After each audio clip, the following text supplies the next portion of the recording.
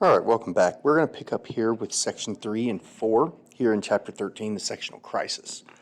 Now, Missouri's admission to the Union in 1821 exposed deep fault lines in American society, but the compromise really created a new sectional consensus that most white Americans at least hoped would ensure a lasting peace. Through sustained debates and arguments, white Americans agreed that the Constitution could do little about slavery where it already existed, and that slavery, with the state of Missouri as the key exception, would never expand north of the 36-degree 30-minute line. Once again, westward expansion challenged this consensus, and this time the results proved even more damaging. Tellingly, enslaved Southerners were among the first to signal their discontent. A rebellion by Denmark Vesey in 1822 threatened lives and property throughout the Carolinas. The nation's religious leaders also expressed a rising discontent with the new status quo. The Second Great Awakening further sharpened the political differences by promoting schisms within the major Protestant churches, schisms that also became increasingly sectional in nature. Between 1820 and 1846, sectionalism drew on the new political parties, the new religious organizations, and the new reform movements. As politics grew more democratic, leaders attacked old inequalities of wealth and power, but in doing so, many pandered to a unity under white supremacy.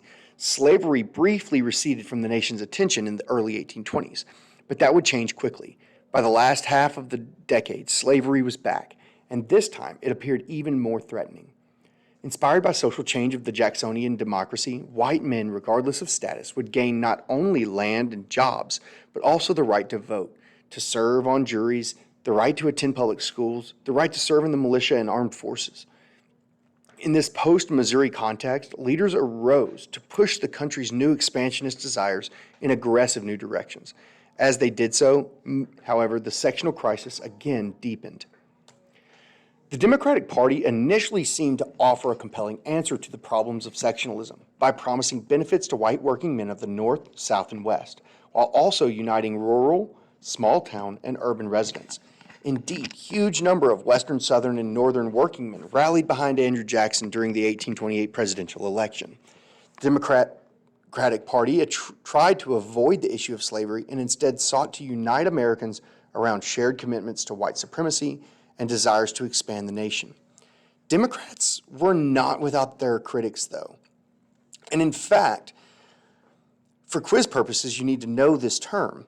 Northerners that were seen as especially friendly to the South became known as dough faces during the Missouri debates.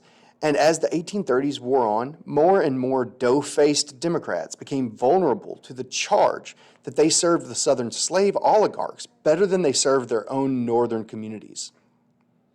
Whites who were discontent with the direction of the country used the slur and other critiques to help chip away at the Democratic Party majorities. The accusation that Northern Democrats were lapdogs for the Southern slaveholders had real power. But there was only one major party that challenged the Democrats, and you need to know which party that was for quiz purposes. And of course, we've talked about them before, it is the Whigs. The Whig strongholds often mirrored the patterns of Western migration out of New England. Whigs drew from an odd coalition of wealthy merchants, middle and upper-class farmers, planters in the upland South, and settlers in the Great Lakes. Because of this motley coalition, the party struggled to bring a cohesive message to voters in the 1830s.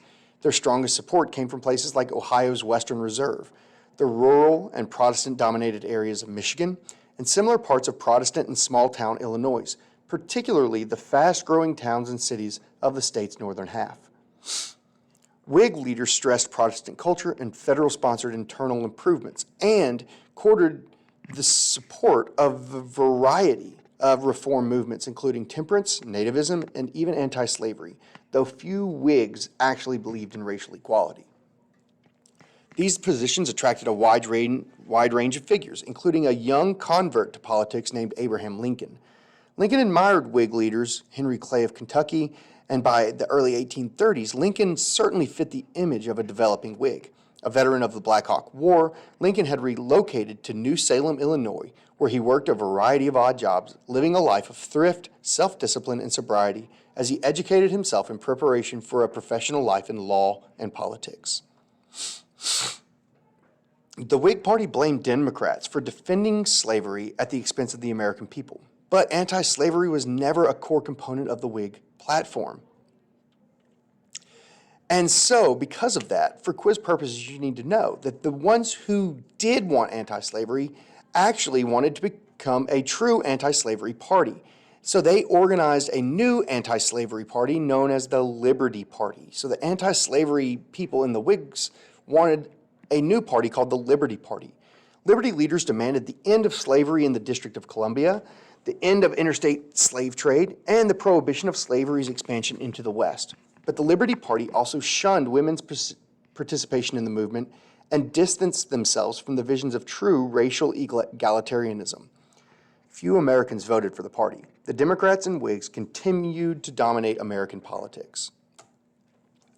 Now, Democrats and Whigs fostered a moment of relative calm on the slavery debate, partially aided by gag rules, which prohibited the discussion of anti-slavery petitions.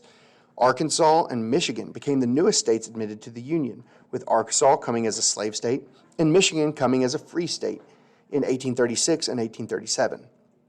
Michigan gained admission through provisions established in the Northwest Ordinance, while Arkansas came in under the Missouri Compromise, since its lands were below the line of the Missouri border. The admission of Arkansas did not threaten the Missouri Consensus. The balancing act between slavery and freedom continued. Events in Texas would eventually shatter that balance. Independent Texas soon gained recognition from a supportive Andrew Jackson administration in 1837, but Jackson's successor, President Martin Van Buren, also a Democrat, soon had reasons to worry about the Republic of Texas. Texas struggled with ongoing conflicts with Mexico and Indian raids from the powerful Comanche. The 1844 Democratic presidential candidate James K. Polk sought to bridge the sectional divide by promising new lands to whites, north and south. Polk cited the annexation of Texas and the Oregon Territory as campaign cornerstones. Yet as Polk championed the acquisition of vast new lands, Northern Democrats grew annoyed by the Southern colleagues, especially when it came to Texas. For many observers, the debates over Texas statehood illustrated that the federal government was clearly pro-slavery. Texas President Sam Houston managed to secure a deal with Polk and gained admission to the Union for Texas in 1845. Anti-slavery Northerners also worried about the admission of Florida, which entered the Union as a slave state in 1845. The year 1845 became a pivotal year in the memory for anti-slavery leaders. As Americans embraced the calls to pursue their manifest destiny, anti-slavery voices looked at the developments in Florida and Texas as signs that the sectional crisis had taken an ominous and perhaps irredeemable turn. The 1840s really opened with a number of disturbing developments for anti-slavery leaders. For quiz purposes, you need to know about the Supreme Court case Prigg versus Pennsylvania, which actually ruled that the federal government's Fugitive Slave Act trumped Pennsylvania's personal liberty law. Anti-slavery activists believed that the federal government only served Southern slaveholders and were trouncing the states' rights of the North. A number of Northern states reacted by passing new personal liberty laws in protest in 1843. The rising controversy over the status of fugitive slaves swelled partly through the influence of escaped former slaves, including Frederick Douglass. Douglass's entrance into the Northern politics marked an important new development in the nation's coming sectional crisis. Born into slavery in 1818 at Talbot County, Maryland, Douglass grew up like many enslaved people, barely knowing his own mother or date of birth. And yet, because of a range of unique privileges afforded him by circumstances of his upbringing, as well as his own genius and determination, Douglass managed to learn how to read and write. He used these skills to escape from slavery in 1837, when he was just 19. By 1845, Douglass put the finishing touches on his autobiography, Narrative of the Life of Frederick Douglass. The book launched his lifelong career as an advocate for the enslaved and helped further raise the visibility of black politics. Other former slaves, including Sojourner Truth, joined Douglass in rousing support for anti-slavery, as did free black Americans like Maria Stewart, James McCune Smith, Martin Delany, and numerous others. But black activists did more than deliver speeches. They also attacked fugitive slave laws by helping thousands to escape. The incredible career of Harriet Tubman is one of the more dramatic examples, but the forces of slavery had powerful allies at every level of government. The year 1846 signaled new reversals to the anti-slavery cause and the beginnings of a dark new era in American politics. President Polk and his Democratic allies were eager to see Western lands brought into the Union and were especially anxious to see the borders of the nation extended to the shores of the Pacific Ocean. Critics of the administration blasted these efforts as little more than land grabs on behalf of slaveholders. Events in early 1846 seemed to justify anti-slavery complaints. Since Mexico had never recognized independent Texas, it continued to lay claims to its land, even after the United States admitted it to the Union. In January 1846, Polk ordered troops to Texas to enforce claims stemming from its border dispute along the Rio Grande. Polk asked for war on May 11th of 46, and by September of 1847, the United States had invaded Mexico City. Whigs, like Abraham Lincoln, found their protests sidelined, but anti-slavery voices were becoming more vocal and more powerful. After 1846, the sectional crisis raged throughout North America. Debates swirled over whether new lands would be slave or free. The South began defending slavery as a positive good. And for quiz purposes, you need to know about Congressman David Wilmot, who submitted something called the Wilmot Proviso late in 1846. This proviso suggested the banning of the expansion of slavery into the territories won from Mexico. The proviso gained widespread Northern support and even passed the House with bipartisan support, but failed in the Senate, where the Democrats held the majority.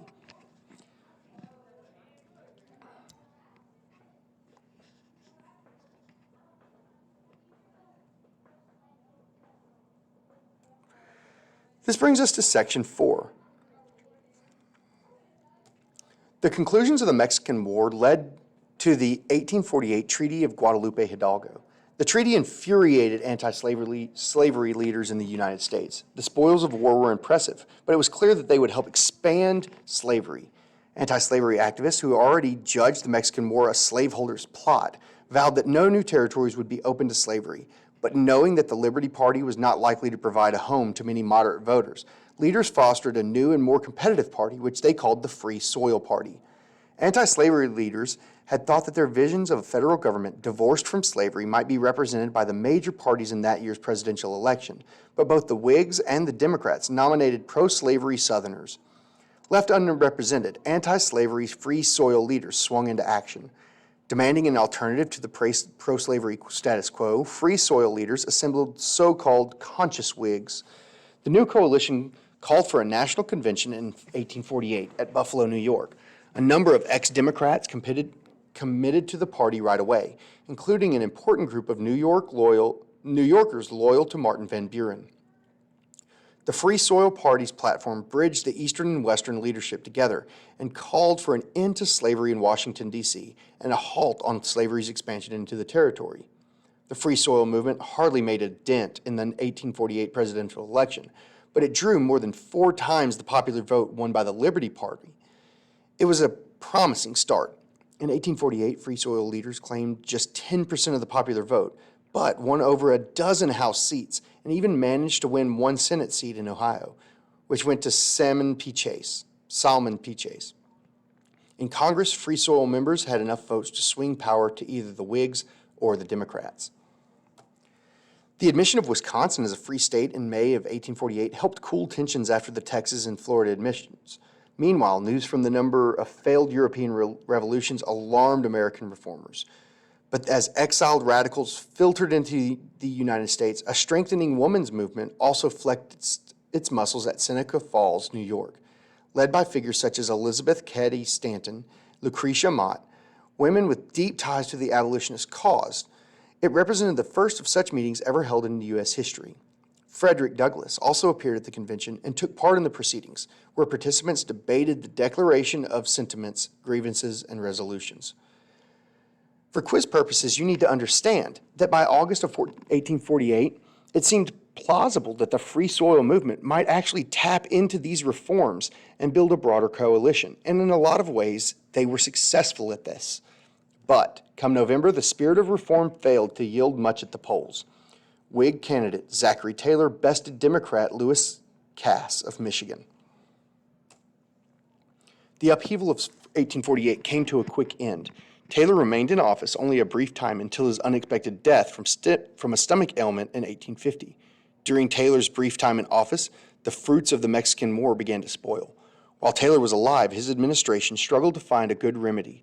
Increased clamoring for the admission of California, New Mexico, and Utah pushed the country closer to the edge.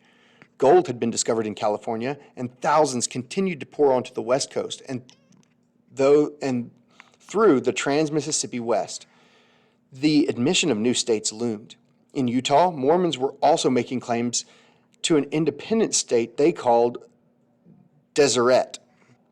By 1850, California wanted admission as a free state.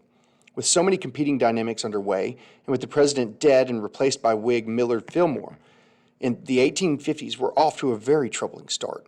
Congressional leaders like Henry Clay and newer legislators like Stephen A. Douglas of Illinois were asked to broker a compromise. But this time it was clear no compromise could bridge all the diverging interests at play in the country. Clay eventually left Washington disheartened after the affairs. It fell to young Stephen Douglas then to shepherd the bills through Congress, which in fact he did. Legislatures rallied behind the Compromise of 1850, an assemblage of bills passed late in 1850, which managed to keep the promises of the Missouri Compromise alive. The Compromise of 1850 tried to offer something to everyone, but in the end, it only worsened the sectional crisis. For Southerners, the package offered a tough new fugitive slave law that empowered the federal government to deputize regular citizens in arresting runaways. The New Mexico Territory and the Utah Territory would be allowed to determine their own fates as slave or free states based on popular sovereignty. The compromise also allowed territories to submit suits directly to the Supreme Court over the status of a fugitive slave within their bounds. The admission of California as the newest free state in the Union cheered many Northerners, but even the admission of a vast new state full of resources and rich agricultural lands was not enough. In addition to California, Northerners also gained a ban on the slave trade in Washington, D.C., but not the full emancipation that abolitionists had long advocated. Texas, which had already come into the Union as a slave state, was asked to give up some of its land to New Mexico in return for the federal government absorbing some of the former republic's debt. But the compromise debates soon grew ugly. After the Compromise of 1850, anti-slavery critics became increasingly certain that slaveholders had co-opted the federal government and that a Southern slave power secretly held sway in Washington, where it hoped to make slavery a national institution. These Northern complaints pointed back to how the 3/5 compromise of the Constitution gave Southerners proportionally more representatives in Congress. In the 1850s, anti-slavery leaders increasingly argued that Washington worked on behalf of slaveholders while ignoring the interest of white working men. None of the individual measures of the Compromise of 1850 proved more troubling to anti-slavery Americans than the Fugitive Slave Act.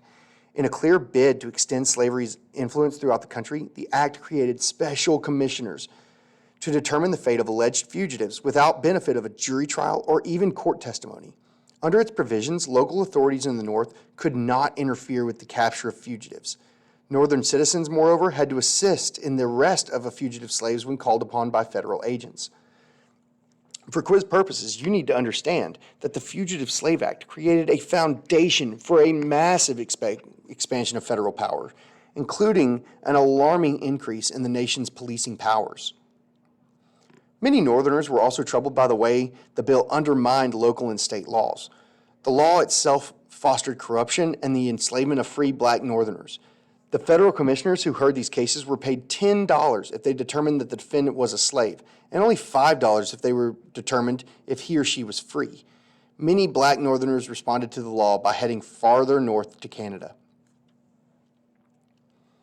The 1852 presidential election gave the Whigs their most stunning defeat and effectively ended their existence as a national political party. Whigs captured just 42 of 254 electoral votes needed to win. With the Compromise of 1850 and plenty of new lands, peaceful consensus seemed to be on the horizon.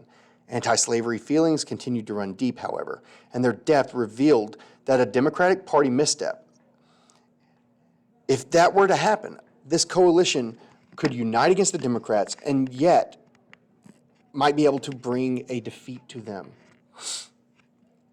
One measure of the popularity of anti-slavery ideas came in 1852 when Harriet Beecher Stowe published her best-selling anti-slavery novel, Uncle Tom's Cabin.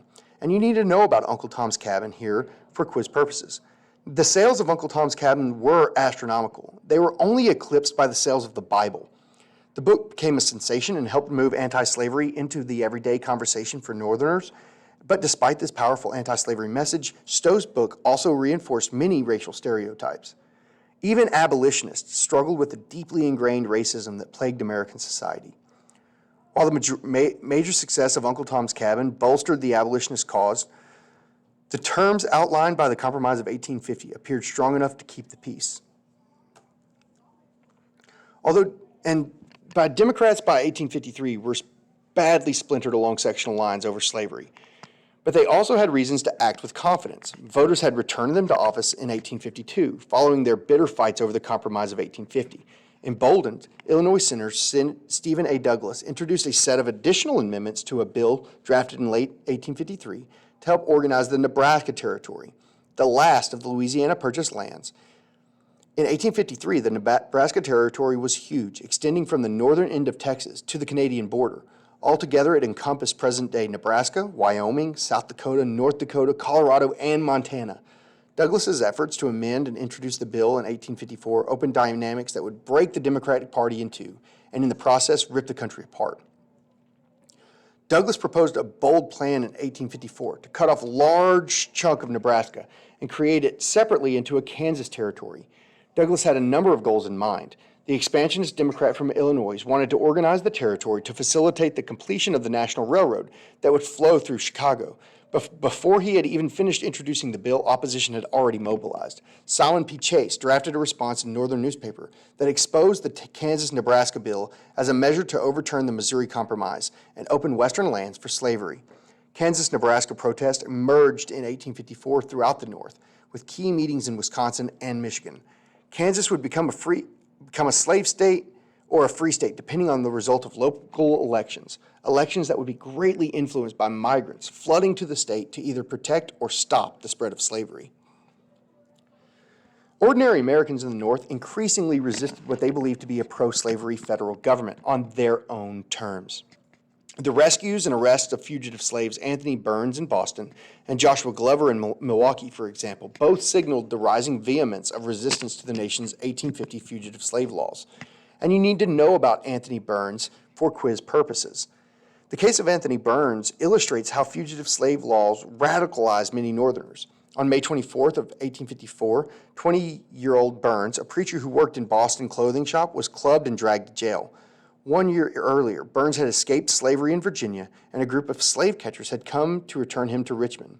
Word of Burns' capture spread rapidly through Boston, and a mob gathered outside the courthouse demanding Burns' release. 2 days after the arrest, the crowd stormed the courthouse, shot a deputy U.S. Marshal to death. News reached Washington, and the federal government sent soldiers. Boston was placed under martial law. Federal troops lined the streets of Boston as Burns was marched to a ship where he was sent back to slavery in Virginia. After spending almost $40,000, the U.S. government had successfully re-enslaved Anthony Burns.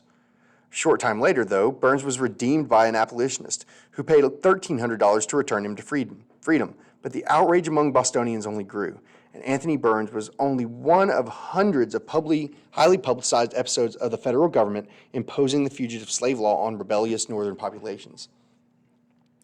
In the words of Amos Adams Lawrence, "We went to bed one night old-fashioned conservative, compromise Union Whigs, and woke up stark mad abolitionists." As Northerners radicalized, organizations like the New England Immigrant Aid Company provided guns and other goods for pioneers willing to go to Kansas and established the territory as anti-slavery through popular sovereignty. On all sides of the slavery issue, politics became increasingly militarized. The year 1855 nearly derailed the Northern Anti-Slavery Coalition. A resurgent anti-immigrant population briefly took advantage of the Whig collapse and nearly stole the energy of the anti-administration forces by channeling its frustrations into fights against a large number of mostly Catholic Germans and Irish immigrants in northern cities, calling themselves know-nothings on account of their tendency to pretend ignorance when asked about their activities. The Know-Nothings, or American Party, made impressive gains in 1854 and 1855, particularly in New England and Middle Atlantic. But the anti-immigrant movement simply could not capture the nation's attention in ways the anti-slavery movement already had. The anti-slavery political movements that started in 1854 coalesced with the formation of a new political party. Harkening back to the founding fathers, its organizers named it the Republican Party. and the Republicans moved into a highly charged summer. Following an explosive speech from Congress on May 19th and 20, Senator Charles Sumner of Massachusetts was violently beat with a cane by Representative Preston Brooks of South Carolina on the floor of the Senate chamber. Among other accusations, Sumner accused Senator Andrew Butler of South Carolina, Brooks's cousin, of defending slavery so he could have sexual access to black women. Brooks felt that he had to defend his relative's honor and nearly killed Sumner as a result. The violence in Washington pales before the many murders occurring in Kansas. Pro-slavery raiders attacked Lawrence, Kansas. Radical abolitionist John Brown retaliated, murdering several pro-slavery Kansans in retribution. As all of this played out, the House failed to expel Brooks. Brooks resigned his seats anyway, only to be reelected by his constituents later in the year. He received new canes emblazoned with the words, "Hit him again." With sectional tensions at a breaking point, both parties readied for the coming presidential election. In 1856, the newly named Republican Party held its nominating convention in Philadelphia and selected John Charles Fremont from California. Fremont's anti-slavery credentials may not have pleased many abolitionists, but his dynamic and talented wife, Jessie Benton Fremont, appealed to more radical members of the coalition. The Kansas-Nebraska debate, the organization of the Republican Party, and the 1856 presidential campaign all energized a new generation of political leaders, including Abraham Lincoln. Beginning with his speech in Peoria, Illinois in 1854, Lincoln carved out a message that encapsulated better than anyone else the main ideas and visions of the Republican Party. Lincoln himself was slow to join the coalition, yet by the summer of 1856, Lincoln had fully committed to the Fremont campaign. And so all of that, you just need to remember these key things about the Kansas-Nebraska Act. One, it really motivated the creation of the Republican Party. It also energized this new generation of politics, and it also led kind of to a miniature war in Kansas. So for quiz purposes, remember those things about the Kansas-Nebraska Act.